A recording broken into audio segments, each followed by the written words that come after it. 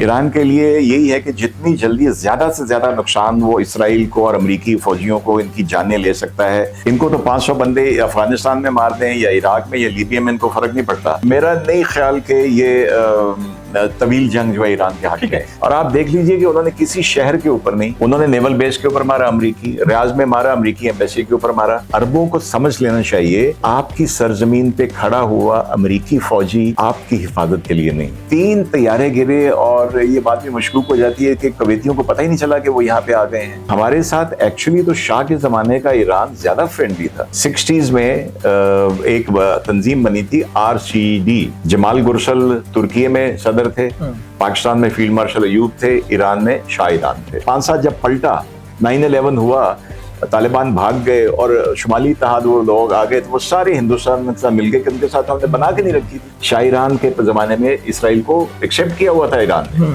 ترکی سب سے پہلا ملک ہے, 1949 میں ایکسیپٹ کر لیا تھا اسرائیل کو. ہمارا ترکی سب سے بہترین دوست ہے. جو ایران کی کیپیسٹی ہے مہینے میں وہ تقریباً 100 میزائل بنانے کی ہے. جب کہیں مسلمان ملک اور اس کے دوسری طرف یہودی یا عیسائی ملک ہوگا, یہ سارے اکٹھے ہو جائیں گے. سر آپ کیا سمجھتے ہیں کہ ایران کے اندر جو اتنے سارے پھر موساد کے ایجنٹ موجود ہیں, اسٹل موجود ہوں گے, بالکل اس کے ہوتے ہوئے ایران کا کتنی دیر تک ممکن ہے اس جنگ میں ریٹیلیٹ کرنا اور ان کے ساتھ لڑنا؟ دیکھیے, میں مختلف قسم کے تبصرے پڑھ رہا ہوں کہ جتنی پرلونگ ہوئے گی, جتنی زیادہ یہ طویل ہوگی, ایران کے لیے فائدہ ہے. دیکھیے, ایران کے لیے فائدہ نہیں ہے. ایران کے لیے یہی ہے کہ جتنی جلدی زیادہ سے زیادہ نقصان وہ اسرائیل کو اور امریکی فوجیوں کو ان کی جانیں لے سکتا ہے, اس سے کچھ یہ ہوگا کہ یہ سوچیں گے امریکہ بھی, کیونکہ ان کے ڈومیسٹک پریشر پڑے گا. ان کو تو 500 بندے افغانستان میں مار دیں یا عراق میں یا لیبیا میں ان کو فرق نہیں پڑتا. اپنی ایک ان کی باڈی واپس جاتی ہے تو پورے امریکہ میں شور مچتا ہے. تو ڈومیسٹک پریشر ہوگا جس کی وجہ سے یہ کر رہے ہیں. تو میرا نہیں خیال کہ یہ طویل جنگ جو ہے ایران کے حق ہے. سر, ایران نے بدلے میں جو مڈل ایسٹ میں حملے کی ہیں, ایران کا موقف یہ ہے کہ ہم نے تو یہ امریکہ کے اڈوں پہ حملے کی ہیں, امریکن ایمبیسیز پہ حملے کیے ہیں اور امریکہ کے لوگوں کو مارا ہے, اور وہ یہ بھی کلیم کر رہے ہیں کہ ہم نے 500 سے زیادہ امریکی فوجی مار دی ہیں. ایک تو آپ بتائیے گا کہ کیا واقعی اتنا نقصان ہوا ہے.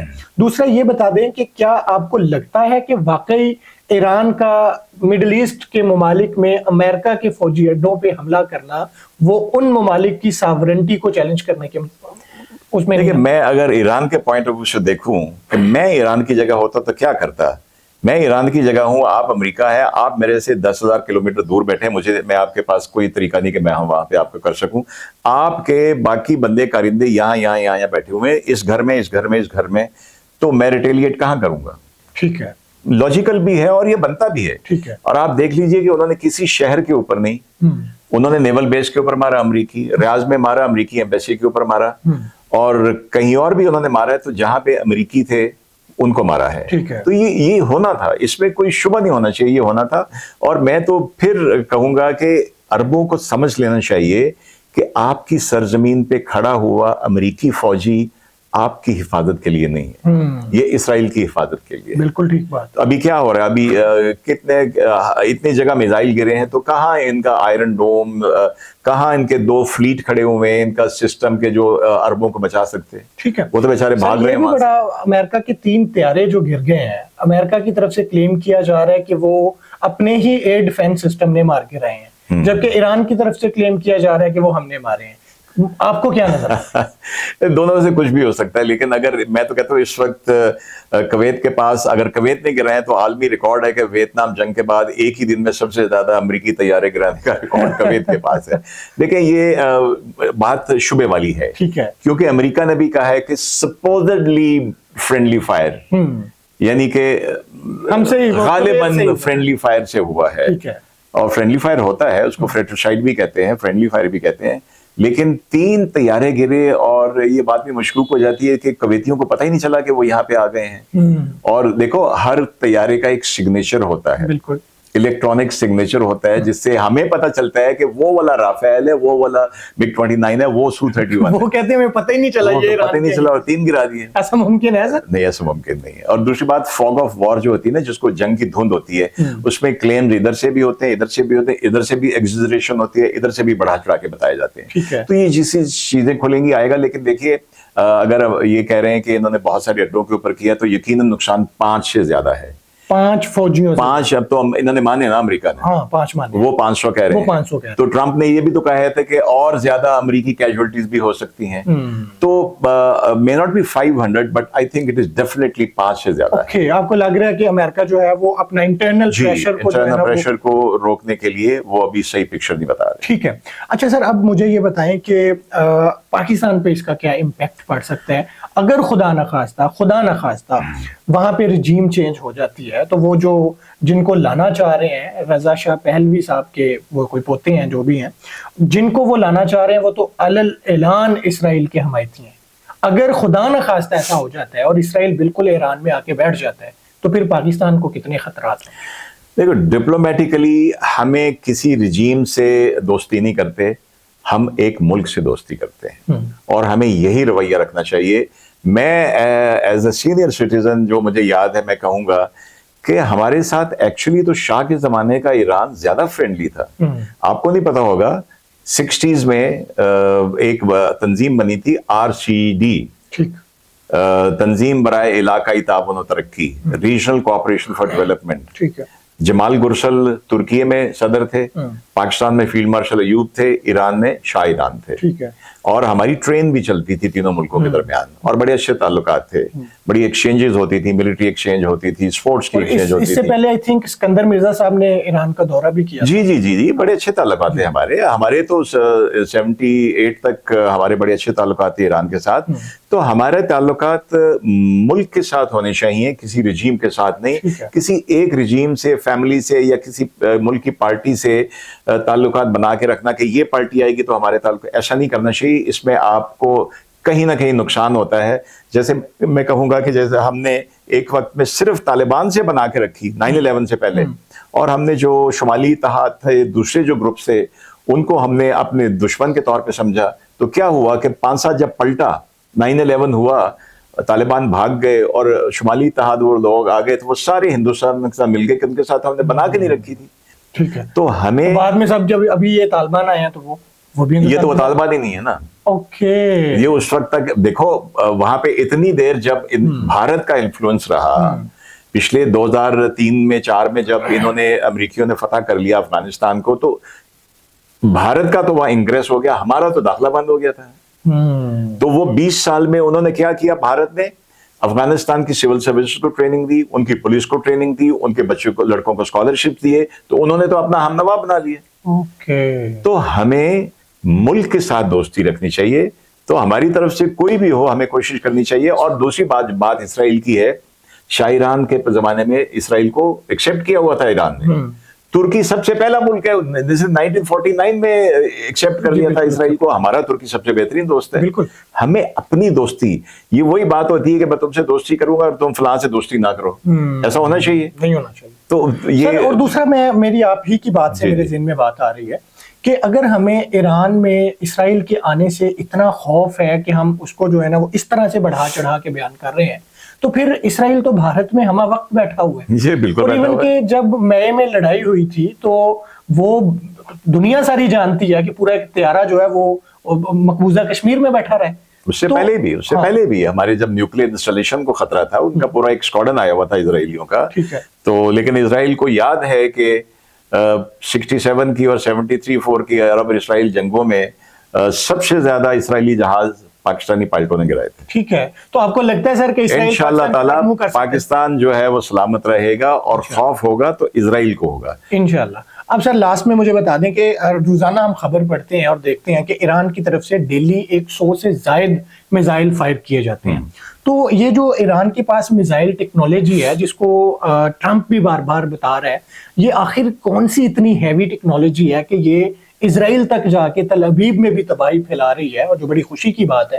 اور اس کے علاوہ مڈل ایسٹ میں بھی یہ، اور یہ روزانہ سینکڑوں میزائل فائر کر رہے ہیں. آخر ان کے پاس کتنی میزائل جو ہے نا وہ ٹیکنالوجی موجود ہے، سٹاک کتنا ہے، کتنی دیر تک چل سکتا ہے، اور یہ کہاں تک خطرہ جو ہے نا یہ ان کو لیے بن سکتا ہے؟ دیکھو، جہاں تک آبویسلی ہمیں میڈیا سے اور انہی سے جو نیوز ملتی ہیں، یا آپ اس دوران جو کچھ آپ پڑھتے ہیں، یہ بتائیں کہ جو میں سمجھتا ہوں کہ جو ایران کی کیپیسٹی ہے مہینے میں وہ تقریباً 100 میزائل بنانے کی ہے. اوکے. اور وہ لیکن دوسری طرف جو امریکہ میں اگر وہ ان کے جو کاؤنٹر کرنے کے لیے پیٹریوٹ میزائل ہیں، جو کہ اینٹی میزائل ہوتے ہیں، ان کی شاید شارٹیج بھی ہو رہی ہے، کیونکہ انہوں نے بہت سارے دیے یوکرین کو، رشیا کے خلاف. پھر پچھلی جنگ میں بھی انہوں نے، پچھلے سال بھی جون میں انہوں نے اسرائیل کو بچانے کے لیے انہوں نے دیے. تو ان کی کوئی 6 to 7 پیٹریوٹ میزائل کوئی اس طرح کی ہے. بٹ مسئلہ یہ نہیں ہے. دیکھیے، جب ایک چیز یاد رکھنا معاویہ، جب کہیں مسلمان ملک اور اس کے دوسری طرف یہودی یا عیسائی ملک ہوگا، یہ سارے اکٹھے ہو جائیں گے. جنگ ہوگی تو ایک بائی پولر ورلڈ ہو جائے گی، جس میں اس اکیلے مسلمان ملک کے خلاف سارے یورپین اکٹھے ہو جائیں گے. ابھی کیا ہو رہا ہے؟ جرمنی، امریکہ، برطانیہ نے اپنا اڈا دے دیا کہ قبرص میں ہمارا اڈا استعمال کرتے ہو، تو شاید ڈیگو گارشیا کا بھی دے دیا ہے. فرانس جو کل تک گرین لینڈ کے اور دوسرے نیٹو کے معاملے میں بڑی بڑھ کے مار رہا تھا ٹرمپ کے، اس نے بھی ایران کے خلاف سٹیٹمنٹ دے دی ہے. تو مسئلہ یہ ہے کہ ایران کی کیپیسٹی، ایک تو جنگ کی وجہ سے اس کے لیے را مٹیریل اور چیزیں آنا جو دوسرے ملکوں سے آتی تھی، ان کا مسئلہ ہوگا، سپلائی چین جس کو ہم کہتے ہیں. جبکہ اسرائیل کو اور امریکہ کو دینے کے لیے سارا یورپ اپنے جو ہے نا وہ آرسنل اپنے خالی کر دیں گے، سارے ویپن دیں گے. یہ مسئلہ ہے، مفادات کی جنگ اور معیشت کی جنگ ہے. اور آپ نے بالکل بڑی جو ہے نا وہ ایگزیکٹ بات کی ہے کہ امریکہ چاہ رہا ہے کہ وہ چابہار میں آ کے بیٹھے، اور وہ بیٹھنا بھی چین کے مقابلے میں چاہ رہا ہے. لیکن سر، اس سارے معاملے میں چین اور رشیا کہاں ہیں؟ آئی تھنک چین نے، جو پچھلے دنوں آپ نے دیکھا ہوگا کہ چین، روس اور ایران کے مشترکہ بحری ایکسرسائز ہوئی تھی اسٹریٹ آف ہارمز کے علاقے میں. جتنا کچھ میرے خیال میں اس وقت کچھ ہو سکتا تھا ٹرانسفر، ایک تو ریڈار سسٹم بڑا اچھا دیا انہوں نے، جو کہ 500 کلومیٹر تک دیکھ سکتا ہے اور میزائلز کو ٹارگٹ کی طرف بھیج سکتا ہے، وہ دیا ہے. ان کا انٹرسٹ ہے.